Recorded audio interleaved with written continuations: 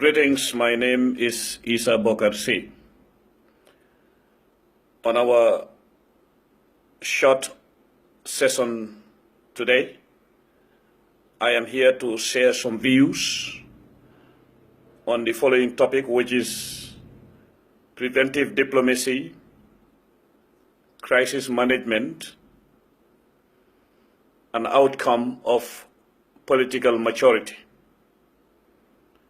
Well, we have seen during the recent days, or to be more precise, last week, difference in political opinion mushrooming, at times guided by negativity, at times guided by misunderstanding. But what I want to share here is that I am definitely here to express how I respect, or how much I respect, our political leaders on the ground. It has reassured people within and outside the Gambia that a change that we were yearning for is gaining ground.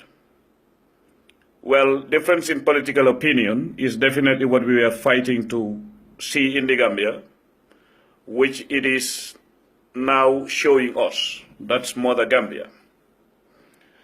I mean, when one reflects on the decision of the Minister of Justice, our brother Batamedu, and also looks at the way the political leaders have handled their difference in a mature way, it definitely reinvigorates or strengthens the audacity of hope within us. Therefore, I would like to suggest, or I would like to advise our brothers and sisters, particularly those who are the electorates and those who are not electorates but are an important component of the whole process, which is those of us who use the media to express our views, be it social media or a journal that is registered under the supervision of appropriator.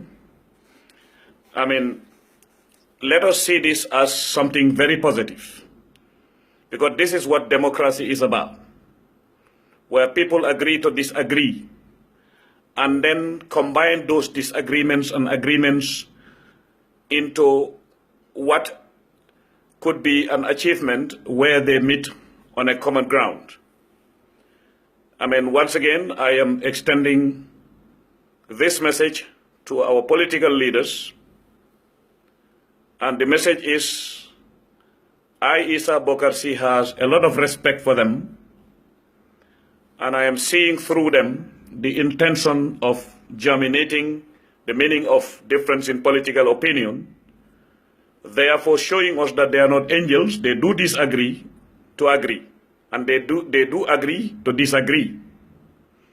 And I believe some of us who are familiar with the way sessions are conducted in countries like Taiwan and Hong Kong, I think we do see parliamentarians exchanging blows during those sessions. But that is the very reason why war would never erupt in countries like that. When leadership addresses things in a determined, but at the same time a mature way, it turns out to be the best way to fertilize that land where we want to germinate democracy and make it flourish. Definitely, I am someone who sees a lot of value in the position taken by the political leadership. They disagreed to agree, came together.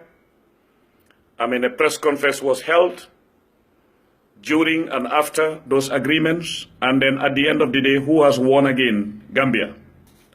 So let us all come together once again as Gambians and understand that what we were fighting for may be, here, but it's not complete. And remember that tyranny is what we were fighting against. Tyranny has been weakened, is limping, but it is not yet completely dead. As recent as today, you have seen in the news that the host of Yaya Jammeh at the moment, being Equatorial Guinea, is ready to leave him there to transform himself into a farmer with the reassurance that he will never be extradited. I think those are the challenges we should be thinking about after we have used maturity and diplomacy or preventive diplomacy to bring back normalcy. Now, Yaya Jammeh, claiming that he would not be extradited or having the reassurance from his host, has forgotten that he is the very one who was adamant on asking former President Abdoulaye Wade and current President Macky Sall to extradite scholars like Dr. Sidat Diop and other decent Gambians simply because of difference in political opinion. So that being the case, Yaya Jammeh is being invited to reflect on the past and also understand that wishes are not horses, and he would not ride on them. I think that coded message should be interpreted by Yaya and his surrounding to understand that the crimes committed during his time, where we still have people wailing and sobbing, especially mothers like the mother of the late Ibu Lo, the mother of Alhaji Mahmoud Sisi, Ibu Job, the siblings of Deda Haidara, just to name a few, and the mother of the late Koro Sisi. So that being the case, I think with the maturity and the independence and impartiality of Batambedu and our elder brother, Honorable Hassan Jallo, with the support of President Adama Barrow and the political leadership around him, I'm pretty sure that we will prevail. Therefore, Gambians, let's get back to task, and the task is we must make sure that Yaya Jammeh is gone. We are going to germinate an environment or feelings in our environment which are not desires, but they are facts. Feelings derived from facts that tyranny no more in the Gambia. Be it during Yaya Jammeh's time or after Yaya Jammeh's time, we want a Gambia free of tyranny, and that is what we have seen in this new team. Each one of them is committed and is listening to the other. Difference would exist because that is what democracy is all about. This is year one of democracy. We don't expect them to act like angels.